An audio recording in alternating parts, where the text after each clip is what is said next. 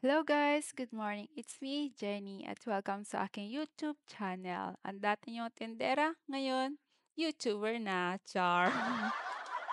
Today, isi-share ko nga lang sa inyo guys kung ano nga ba yung mga pangkaraniwang ginagawa ko everyday, lalo na pag nandito lang kami ni Jowa sa bahay.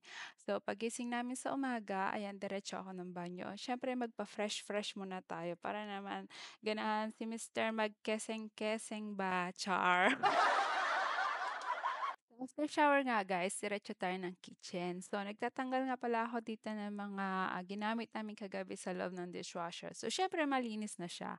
So, bihira ako magligpit dito guys, kaya lalo ako nagiging tamad.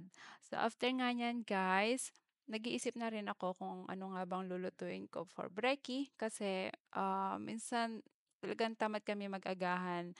Minsan coffee lang talaga, pero since nasa bahay lang kami, gusto ko naman siyempre sorpresahan yung aking asawa ng masarap na agahan.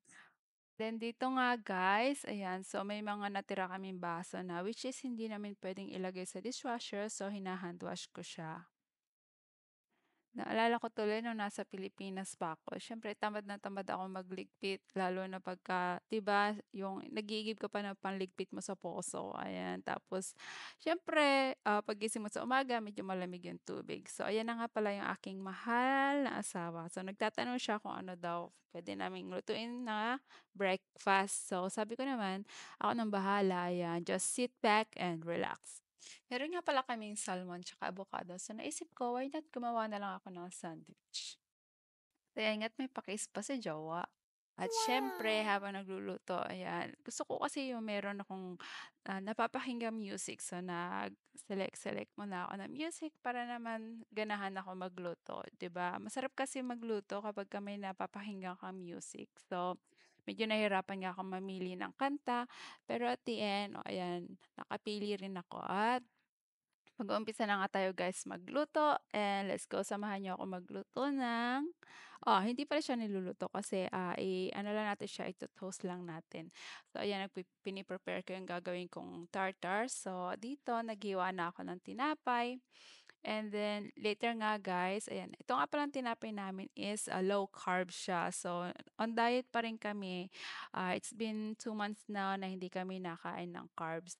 So ayan, lagay natin siya sa toaster and habang wini-wait ko siyang, mag-click, gawa tayo ng tartar. So naglagay lang ako ng mayonnaise and then, nag-squeeze ako ng lemon and nilagyan ko rin siya ng, dry dill. Pero kung may fresh kayo guys, mas masarap, yan, mas mabango kasi siya, mas lasa. Pero okey na rin yung ano, dry. And hinalo ko nga lang siya guys hanggang sa siyempre maging, mix well, ayun. And then gumawa na rin ako ng avocado paste para mamaya pag-spread natin, ayan, medyo okey siya at saka mas appetizing tingnan. So dito nga guys, kung makikita niyo, ayan, bihira yung perfect avocado, ayan. Pero ito, ayan, napakaganda nung nakuha ni jowa. So ayan nga guys, tapos na natin siyang i-toast. So nilagay ko na yung tartar sauce na ginawa ko. And then after that, ilalagay na natin yung salmon. So bihira nga pala kami mag-sandwich guys kasi nga 'di ba hindi kami puwede sa mga bread ganyan. Pero this time okay lang siya kasi nga low carbs naman. So ayan, nilalagay ko na yung aming salmon. Pagkatapos ko nga guys ma-arrange yung ating salmon, so isusunod naman natin yung ating ginawang avocado spread. So medyo thick siya, hindi ko na rin siya nilagyan guys ng salt and pepper kasi yung ating salmon medyo salty na siya. So para perfect blend lang ba. And then yung ating namang tartar sauce, medyo sour siya na creamy. So perfect talaga. At ayan nga guys, ready na yung ating breakfast. Thank you guys for watching.